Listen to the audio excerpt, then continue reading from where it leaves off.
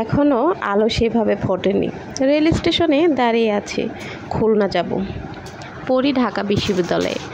এত দূর আসার কোনো চিন্তাই ছিল না। খুলনার মেয়ে ভেবেছিলাম খুলনার বিশ্ববিদ্যালয়ে পড়ব, বাবা মার কাছে থাকবো। তা আর হলো কই।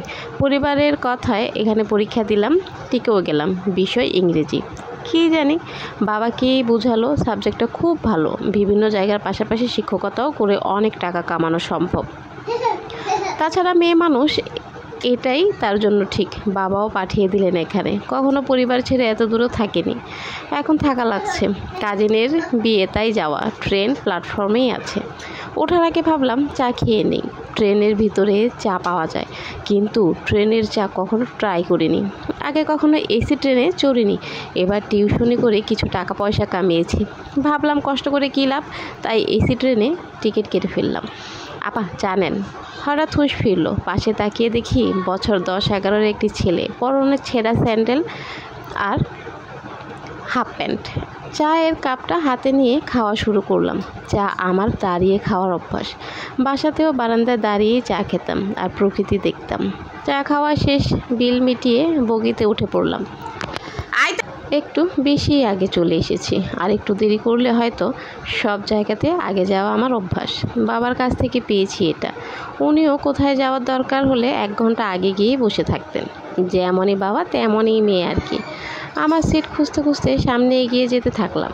মাঝ বরাবর এসে দেখি মুখোমুখি 8টা সিট। এটা আগে জানতাম না। আগে নন এসিতে ভ্রমণ করেছি, সেখানে এমন ছিল না। খেয়াল করে দেখি আমার সামনের সিটে একজন বসে আছে।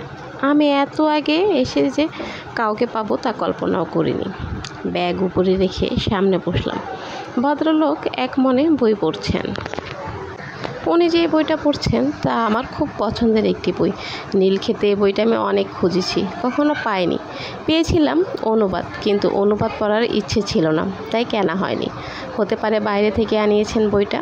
ভালো মতো তাকিয়ে দেখি লম্বা চুল পিছন দিকে আছড়ানো, চোখ চিকন ফ্রেমের চশমা, কিন্তু গ্লাসটা আবার বেশ বড়। এমন কয়েক বছর ধরেই দেখছি। গায়ের রং ফর্সা, পরনে ব্ল্যাক ফুল শার্ট, হাতে সিলভার কালারের আংটি। বিবাহিত নাকি? পরে খেয়াল করলাম 2 হাতে আংটি। ভদ্রলোকের আংটি পরার বেশ শখ। কিছুক্ষণ তাকিয়ে থাকলাম। এইভাবে তাকানোর আমার সাথে যায় না, কিন্তু মানুষ যেখানে 2 জন সেখানে এমনটা করাই যায়। কিন্তু ভদ্রলোকের এদিক তাকানোর নাম নেই। কিছুক্ষণ পর আমিও কানে হেডফোন দিয়ে গান শোনা শুরু করলাম। আস্তে আস্তে আরও কিছু মানুষ এসে পড়ল। ট্রেনটাও ছেড়ে দিল। ট্রেনটা এখন বিমানবন্দর স্টেশনের পিছনে। সেখান থেকে আবার রওনা দেব, খুলনা পৌঁছাবো সবার শেষে। সুতরাং অনেক লম্বা জার্নি। তো আমরা জার্নি করতে থাকি, আপনারাও আমাদের সাথে থাকুন। টাটা, বাই বাই, ভালো থাকবেন।